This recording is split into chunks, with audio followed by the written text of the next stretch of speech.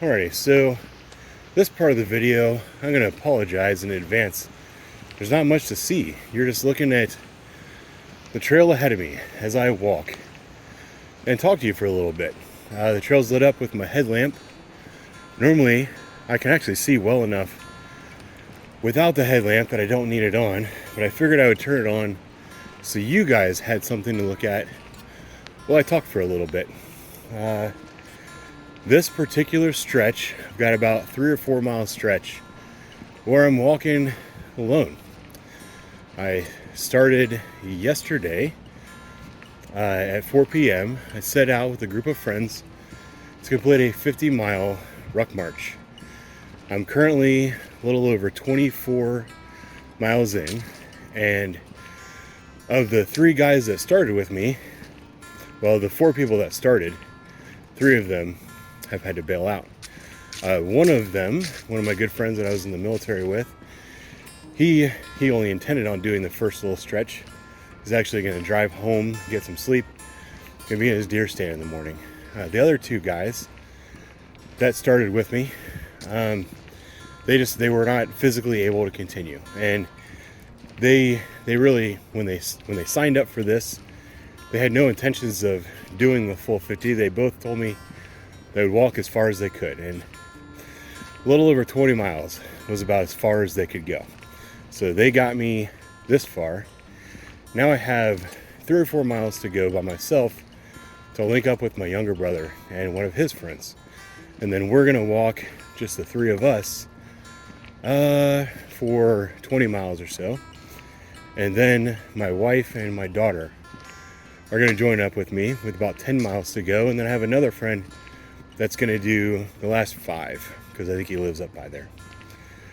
So I've got a little bit of time to walk and just kind of be alone with my own thoughts.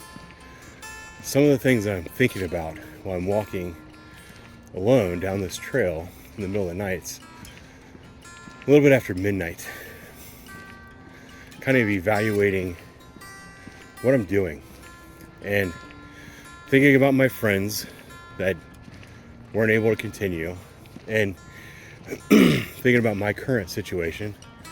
I'm tired. I'm really tired. I've been walking for over 8 hours. My feet are really starting to hurt. Got some blisters that are developing on the inside of one of my heels and my toes. Like my toe, where my toe meets the base of my foot. It's also starting to hurt. My hips are hurting, my knees are hurting. I'm tired. It's getting cold.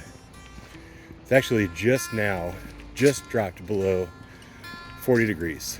And I'm wearing a t-shirt with a long sleeve, basically t-shirt over top of that. So I'm starting to get a little bit cold. I had plenty to eat. I just had a Pop-Tart, which, believe it or not, that Pop-Tart had a tremendous effect on my mood. Put me on a good mood. It's helping me think a little bit more clearly. But the main reason why I wanted to record this, and I don't know if I'm ever going to release this to the world or not, is because just a little bit ago, I was really seriously thinking about quitting. I was thinking about the consequences of quitting, how I was going to call the people that were supposed to meet me up the road. I was going to call my wife and daughter and my in-laws and everybody, and my support vehicle. I have a support team with me this year. It's kind of funny because I have a whole support vehicle full of food and water, and I'm the only one currently walking. But I've got a lot of people involved in this. And also, I was trying to think of, if I were to quit right now, what would I tell to the people that donated money? How would I explain that to them? Would they understand? And then it kind of dawned on me that I was thinking about all the wrong people. And I'm gonna kind of revert back to something that I heard Chad say, or that Chad with 50 for the Fallen says all of the time when he's leading these 50 for the Fallen 50-mile ruck marches. He asks people and he warns people at some point over this journey, this almost 24-hour journey, you're going to really doubt yourself. You're going to be in a lot of pain. You're going to be really tired. You're really going to want to quit. You have to dig down and you have to think about your why. We talk about this a lot. What is your why? We talk about it at work. We talk about it in business. We talk about it in life. What is your why? What is it that keeps you going? When you're doing something like this, when you set out to walk 50 miles in a day, and everybody that set out to do it with you, or that committed to do it with you, is no longer with you, you find yourself by yourself, you have to really think about, why are you doing this? And that's really what popped into my head as I was walking all by myself with nothing but my feelings, trying to think, why am I doing this? In these moments of weakness, a lot of doubt really creeps into your head. But then I really, honestly, I thought about Todd.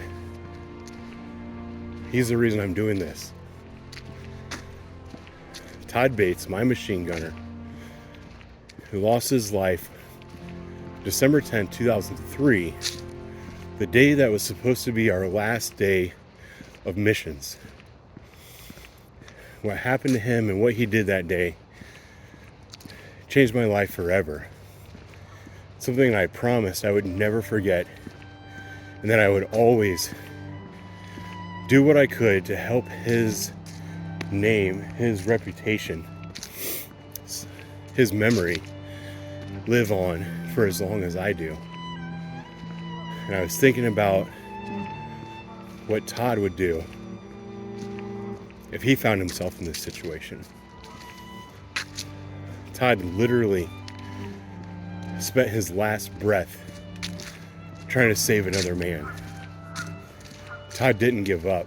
He had no quit in him. There was no choice but to move on.